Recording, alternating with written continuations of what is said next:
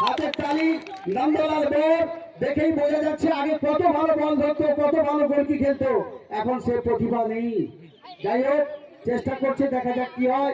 শ্যামলবাবু না, সেই শ্যামলবাবু তরুণ তারা তৎচাদা শুনুন, সেই শ্যামলবাবু কিন্তু বলের কাছে। এবার সেই নন্দলাল বল হিলদারি মেজাজে চলছে, কিন্তু বলটা বেরিয়ে গেল।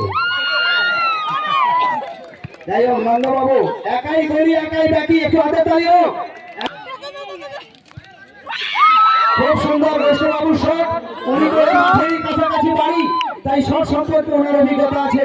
যাই হোক, চলছে, শ্যামলবাবু চলছে, সিধুরাও ছুটছে, দেখা যাক সেই লাড়াবাদ অঞ্চলে যায় কিনা। হ্যাঁ, লাড়াবাদ অঞ্চলে চলে গেল, কিন্তু না, বল যায়নি। সিধুদার পায় বল। সিধুদা না, বনমালী পেশা, তাই তো? বনমালী প্রধান খুব ভালো এক সময় খেলোয়াড় ছিল, এখনো সেই খেলাটাকে উনি ধরে রেখেছেন। আচ্ছা, আমরা নিরঞ্জন দাকে দেখতে পাচ্ছি। নিরঞ্জন দাস একসময় ভালো ফুটবলার, খুব সুন্দর হাফব্যাক খেলতেন উনি। যাই হোক, থ্রো ছিল, বিভাসবাবু সেই থ্রোটা কমপ্লিট করেছে, কিন্তু এখন আমি অবাক হয়ে যাচ্ছি কেউ মাঠে পড়লো না কেন। যাই হোক, সম্রাটবাবুর পায়ে বল, গোল হতে পারে কিনা না হয় দেখা যাক, কিন্তু না, ইঞ্চি গাড়ি ফাঁক দিয়ে বেরিয়ে গেল সেই বল। আবার চেষ্টা করলে হলে হতে পারে।